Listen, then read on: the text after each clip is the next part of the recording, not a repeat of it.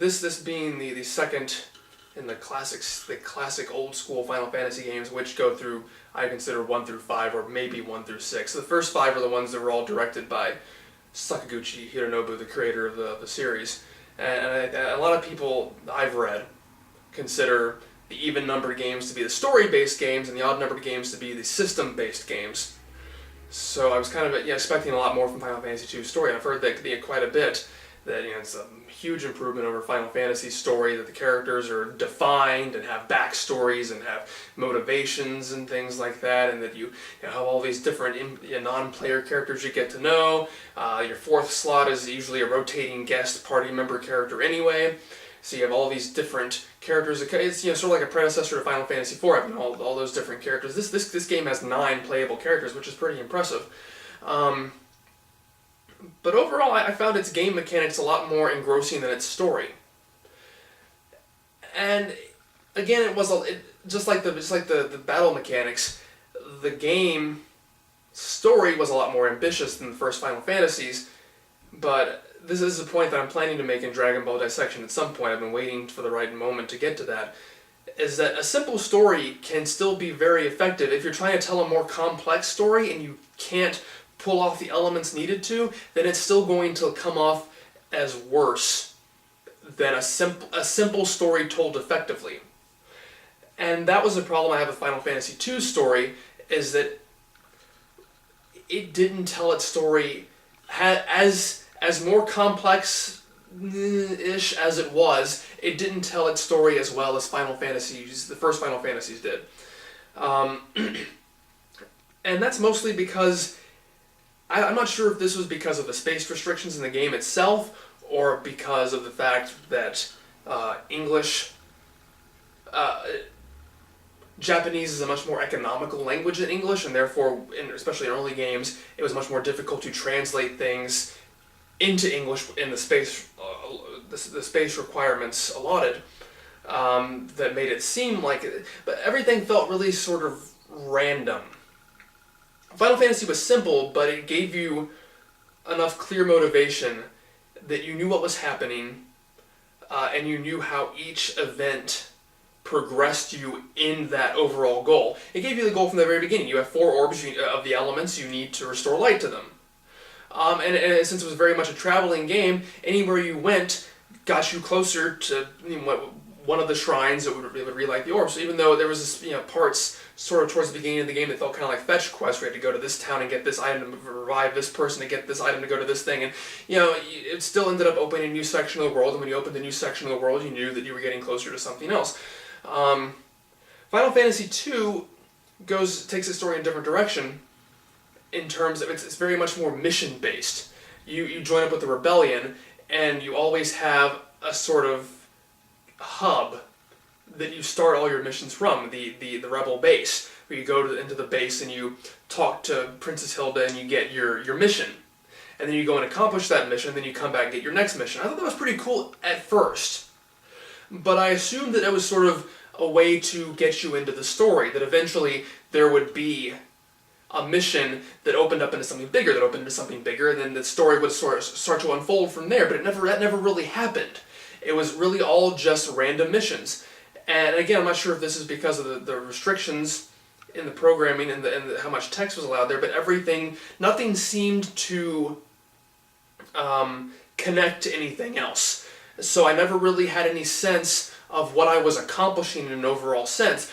Hilda's like, well, we need mithril to make better weapons. So I go and I go to a cave and I fight a bunch of enemies and I find mithril and I bring it back, and that does get new weapons and armor in the stores nearby. But I never really got a sense that this helped the rebellion in any way. I never got any sense that, okay, this brings us one step closer to defeating the evil emperor. I didn't really get that sense.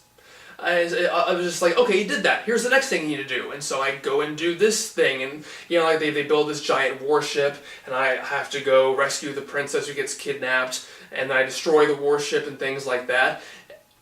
And then immediately it's like, okay, here's the next thing. Well, what impact did defeating the warship have? I didn't really get any kind of clear sense that I'd accomplished anything. It's just, okay, I just ticked off a box on what I'm supposed to do so the story will move forward to the next thing, but didn't really feel like there were any consequences. And after a while, it just felt like a sort of tedious, repetition of go to town, get your mission, go into a dungeon, fight a bunch of monsters, beat a boss, come back, rinse, lather, repeat, just with new window dressing. So I didn't really find the story that good. I didn't feel it was at all an improvement over the first Final Fantasy. And the same thing with the characters. They always said, oh, the characters are much better developed. Well, they have names. They have faces. They have cool little portraits in the menu screen. But that's really about it. They say a couple of lines of dialogue. Other than that, they're really just as blank as the Light Warriors from the first game. I don't really see any improvement.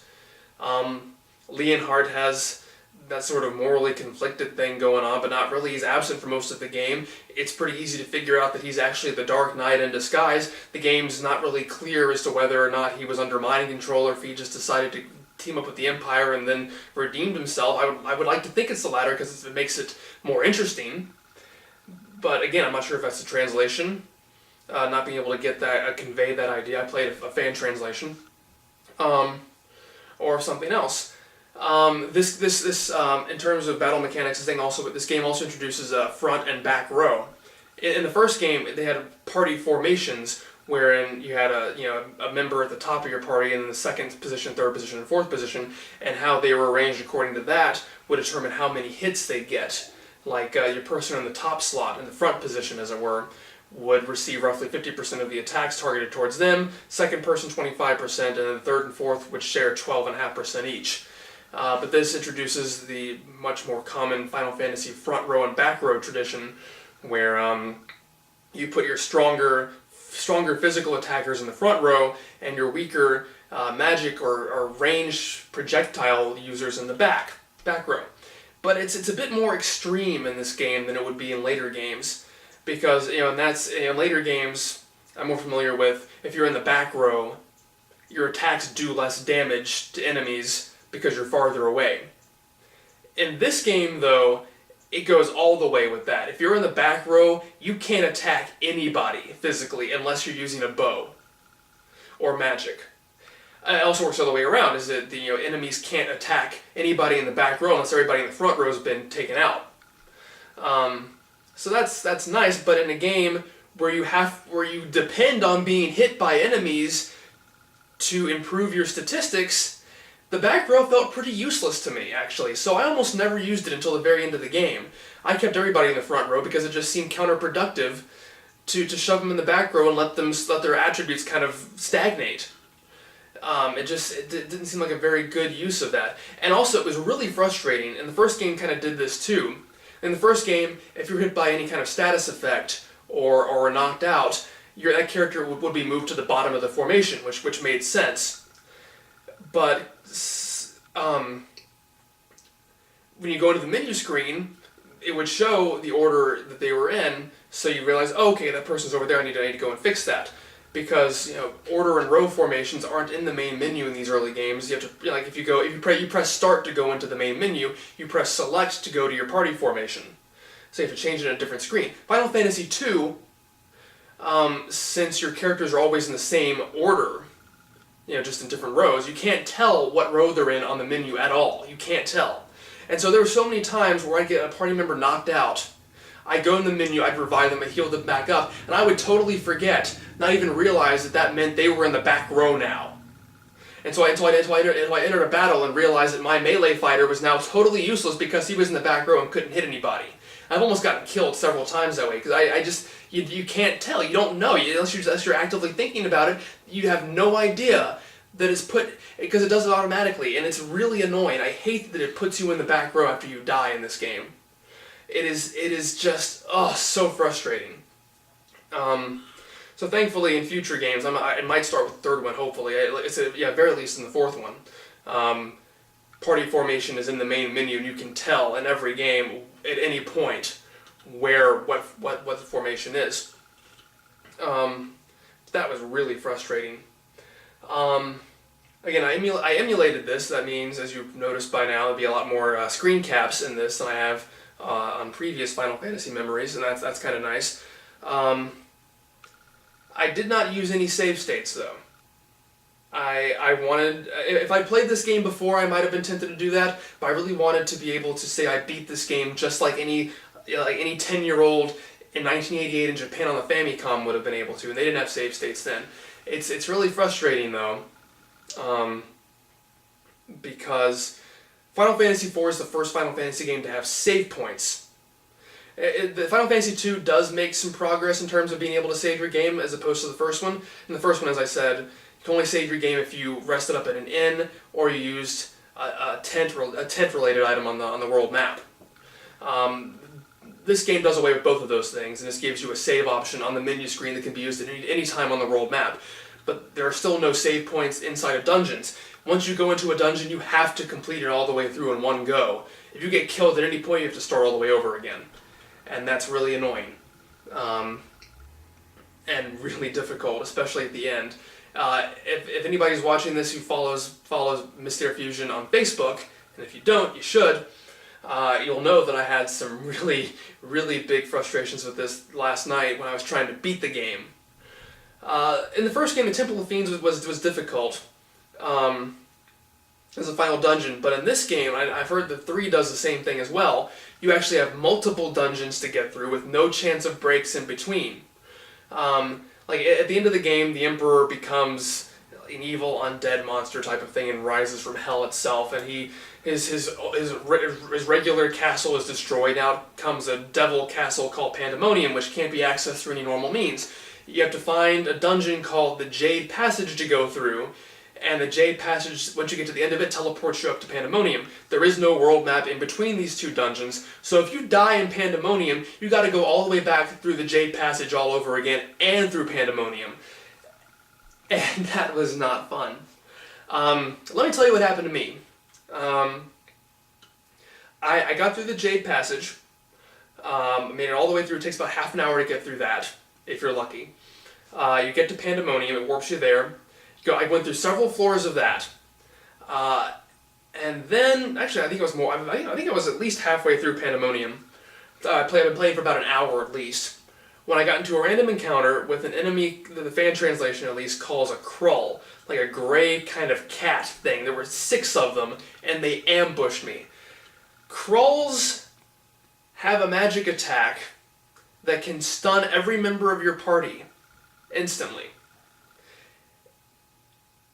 And they also have physical attacks that sometimes can kill you instantly, no matter how much damage they inflict upon you. It'll kill you within one hit. So I was ambushed by 6 of them. Before I was even able to do anything, they'd already stunned my party at least 3 or 4 times over.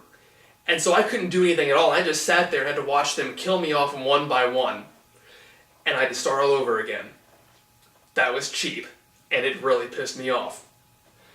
So the second time, I go through the Jade Passage again, another half hour. Go through Pandemonium again, another half hour. Get to the exact same room I was in before. Another random encounter, 2 Krulls, a Lamia, and a Queen Lamia, or Lamia Queen.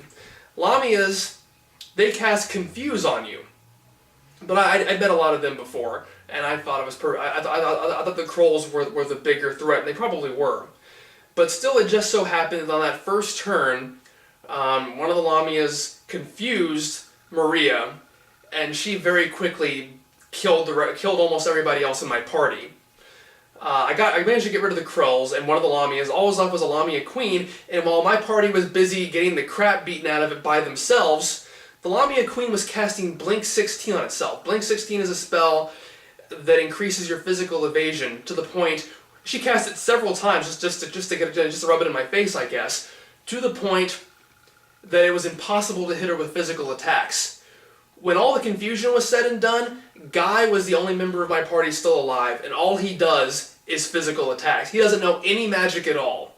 So I have one side, a Lamia Queen, who can't be hit by physical attacks, and Guy on my side, who can only do physical attacks, and the game would not let me run. I could not run. I tried over and over again to run. It would not let me leave this battle. And also, you can't access your inventory in battles in Final Fantasy II. You have 2 slots for items for each character that you can use in battle. I had it devoted, in Guy's case, to other weapons that have different status effects. So I couldn't revive anybody either. So it was just me versus her. She was doing tiny scratch damage, like 20, 40 HP apiece on him. She'd confuse him a lot. He would try to attack party members who were already dead. He would never attack himself. So I was stuck in an unwinnable stalemate. If I'd waited like an hour or so, she might have eventually whittled down his HP enough to kill him. But he couldn't hit her when he wasn't confused. He couldn't run away, and that was it. So I lost again in the same room. I was really, really angry after that. I went to bed, I woke up this morning, started to try again. I made it through the Jade Passage in record time. I didn't have any problems at all. I was plowing through enemies. It was the luckiest turn I ever had before. I only had one character knocked out once. Other than that, they almost never got hit by anything. But it still took about half an hour to get through the Jade Passage. Got to Pandemonium. I hadn't even moved in Pandemonium, and then, I swear I'm not making this up, the power went out. And the computer turned off. And I had to start over again.